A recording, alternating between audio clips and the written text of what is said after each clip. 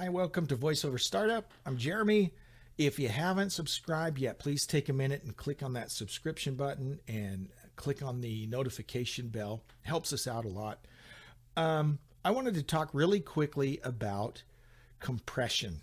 Compression is one of the things that you hear discussed a lot, and I'm not going to get super technical, but I think it's important to understand what compression does. First of all, any music you listen to, anytime you listen to the radio, you're hearing compression.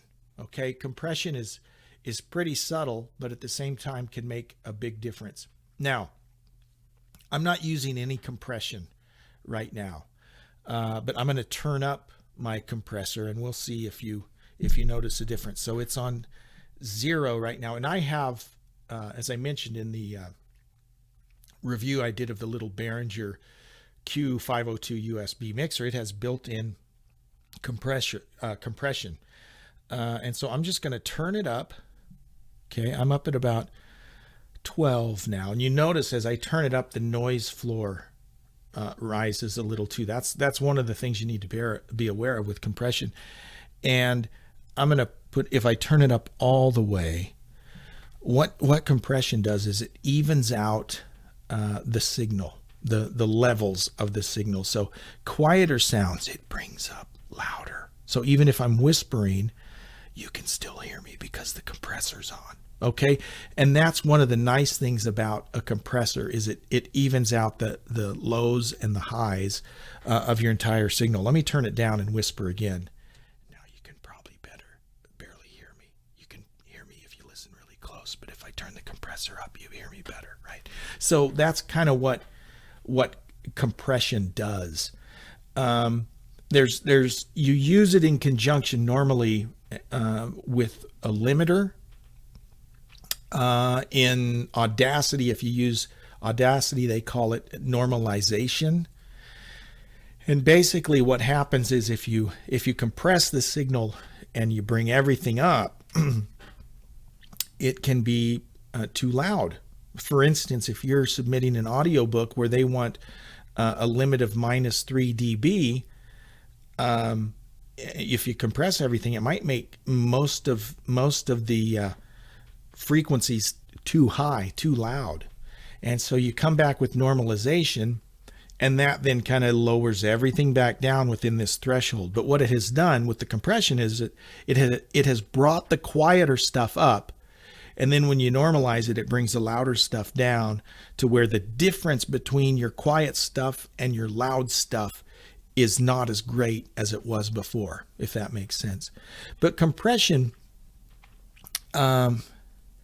if you notice those big boomy radio voices, I'm going to turn mine down a little bit because this is a little more than I need here. Those big boomy radio voices that you hear, it's usually because they're just compress the crap out of them, right? They just compress a whole bunch. And sometimes you can hear if someone is really compressed is by the breathing, because the breathing has been brought up also. So you hear this loud, every time they take a breath, and that's an indication of the compression's really cranked. There's software that you can use to eliminate the breaths and all of that. That's more higher end stuff. But really, that's what compression does, is it just evens out the highs and the lows and tends to make the voice sound a little fuller, little bigger.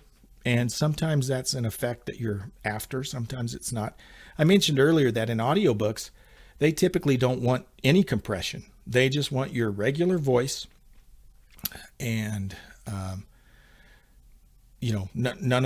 no compression at all. So there's some situations where you won't use compression at all. There's others, typically in a voiceover, I use a little compression. You can use some compression going in, like I'm doing here, or post, meaning in your software, you can compress the levels there also, or a combination of the two, right? But that's what compression does. And if you don't have compression going in, it's no biggie. You can add a little compression going out. You can really geek out on all of this stuff, by the way. I mean, there are people that just fixate on the technical aspect so much.